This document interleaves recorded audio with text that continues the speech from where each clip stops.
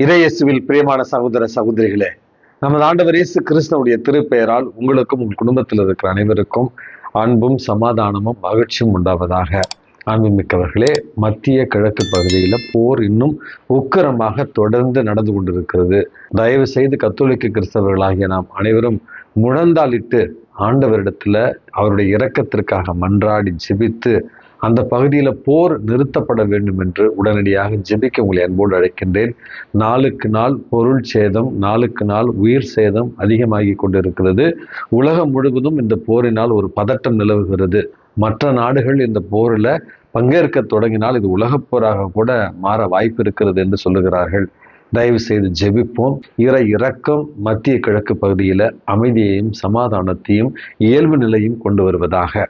அன்புமிக்கவர்களே, March மாதம் 18ஆம் தேதி தாயாம் திரு அவை எருசலேம் நகரத்துடைய புனித சிரில் என்பவருடைய நினைவு நாளை கொண்டாடுகிறது.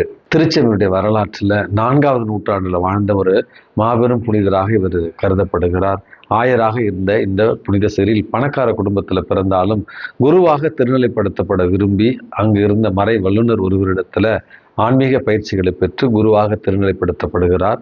குருவாக திருநிலைப்படுத்தப்பட்ட பிறகு ஏழையரிடத்திலும் இல்லாதவர்களிடத்திலும் அன்பு ஊர்ந்த ஒரு புனிதராகவும் இறை வார்த்தையை அதிகாரத்தோடு போதித்த ஒரு புனிதராகவும் அவர் காலத்தில் பெருகி வந்த பல தப்பர்களுக்கு எதிராக எழுதியும் மறைவுரையாற்றியும் பணி செய்த ஒரு ஆயராகவும் தான் இவரை பார்க்கிறார்கள். அன்புமிக்கவர்களே, எருசலேம் நகரத்தினுடைய புனித சிரில் அப்படி என்று சொன்னாலே திருமுழுக்கை பற்றின ஒரு இறையியல் விளக்கத்தை கொடுத்த ஒரு புனிதராகவும் நற்கருணையை பற்றின ஒரு புரிதலையும் அதை பற்றிய எழுதிய ஒரு புனிதராகவும் தான் இவர் கருதப்படுகிறார். ஆகவே எருசலேம் நகரத்தினுடைய புனித சிரில் அப்படி என்று சொன்னால் திருமுழுக்கினுடைய ஒரு ஆயராக, நற்கருணையினுடைய ஒரு ஆயராக, ஆரிய பதத்திற்கு எதிராக போராடிய எழுதிய மறைவுரையாற்றிய ஒரு ஆயராகத்தான் இவர் பார்க்கப்படுகிறார். இவருடைய பரிந்துரையால் நாமும் கிறிஸ்தவ விசுவாசத்தில் உறுதியோடு நிற்க வேண்டிய ஒரு வரத்திற்காக மன்றாடி ஜெபிப்போம்.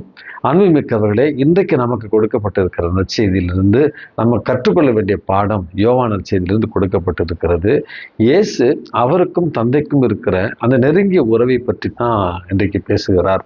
தந்தை இன்றும் செயலாற்றுகிறார், நானும் செயலாற்றுகிறேன் அப்படி என்று ஓய்வு நாளில் நமது ஆண்டவர் இயேசு கிறிஸ்து செய்த அற்புதங்களை பார்த்த பரிசேயர்களும் சதுசேயர்களும் ஓய்வு நாளை மீறியவன் என்று தான் இயேசுவின் மீது ஒரு குற்றம் சாட்டி வந்தார்கள். ஆனால் இன்றைக்கு நமது ஆண்டவர் தந்தை இன்றும் செயலாற்றுகிறார், நானும் செயலாற்றுகிறேன் என்கிற இந்த கூற்றை கேட்ட உடனேயே இவ்வளவு நாள் ஓய்வு நாளைத்தான் இந்த இயேசு மீறினார், இன்றைக்கு தன்னை கடவுளுக்கு இணையாக அவருடைய மகன் என்று சொல்லுகிற அளவுக்கு தன்னை உயர்த்தி பேசுகிறார் என்று இன்னும் கோபப்படுகிறார்கள். அன்புமிக்கவர்களே, அதை விளக்கும் பொருட்டாகத்தான் நற்செய்தி வாசகத்தினுடைய 2வது பகுதியில நமது ஆண்டவர் இயேசு கிறிஸ்து தெளிவாக சொல்லுகிறார், தந்தையினுடைய சித்தத்தை நான் நிறைவேற்றுகிறேன். அவர் என்ன நினைக்கிறாரோ, அவருடைய திட்டம் என்னவோ அதைத்தான் என்னுடைய வாழ்க்கையில நான் நிறைவேற்றுகிறேன் அப்படின்னு சொல்லி இந்த உலகத்துல தந்தையினுடைய சித்தமே நம்முடைய பணிவாழ்வினுடைய அடிப்படை என்பதை புரிந்து கொண்டு நமது ஆண்டவர் இயேசு கிறிஸ்து சென்ற இடங்களிலெல்லாம் தந்தையினுடைய சித்தத்தை மட்டுமே நிறைவேற்றுவதை தன்னுடைய அன்றாட பணியாக கொள்கிறார். அன்புமிக்கவர்களே, இந்த உலகத்துல நமக்கு கிடைக்கிற வெற்றி, இந்த உலகத்தில் நாம் செய்கிற சாதனைகள் இவை அனைத்துமே தந்தையாகிய கடவுளுடைய சித்தத்தை பிரதிபலிப்பதாக இருந்தால் மட்டுமே அது உண்மையான பணி வாழ்வு என்பதையும் நமது ஆண்டவர் இயேசு கிறிஸ்து இன்றைக்கு நமக்கு தெளிவாக சொல்லுகிறார்.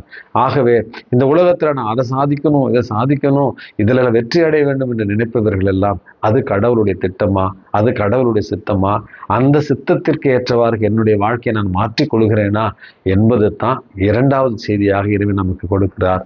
ஆகவே நம்ம எதை செய்தாலும் எதை திட்டமிட்டாலும் கடவுளுடைய அதிமிக மகிமைக்காகவும் அவருடைய சித்தத்தை நிறைவேற்றவும் என்பதையே இன்றைக்கு நம்ம புரிந்து கொள்ள வேண்டும். இது 2வது பாடம். 3வது அழகான பாடமாக நமது ஆண்டவர் இயேசு கிறிஸ்து எனது வார்த்தையை கேட்டு அதன்படி நடப்பவர் நிலை வாழ்வை பெறுவார் அப்படிங்கிற ஒரு 3வது ஒரு செய்தியை தருகிறார். இந்த மண்ணுலகத்துல நம்முடைய சாதனை என்பது, இந்த மண்ணுலகத்துல நம்முடைய வெற்றி என்பது இறைவனுடைய வார்த்தையை கேட்டு அதன்படி நடப்பது தான்.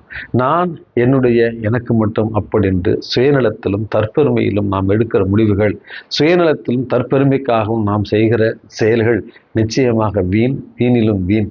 அதற்கு மாறாக இறை வார்த்தையின்படி அது நடக்கின்ற பொழுது அது மிகுந்த பலன் தரும் என்பதையும் நிலை வாழ்வை அது நமக்கு பெற்றுத்தரும் என்பதைத்தான் மூன்றாவது ஒரு செய்தியாக இன்றைக்கு நமக்கு நமது ஆண்டவர் இயேசு கிறிஸ்து தருகிறார்.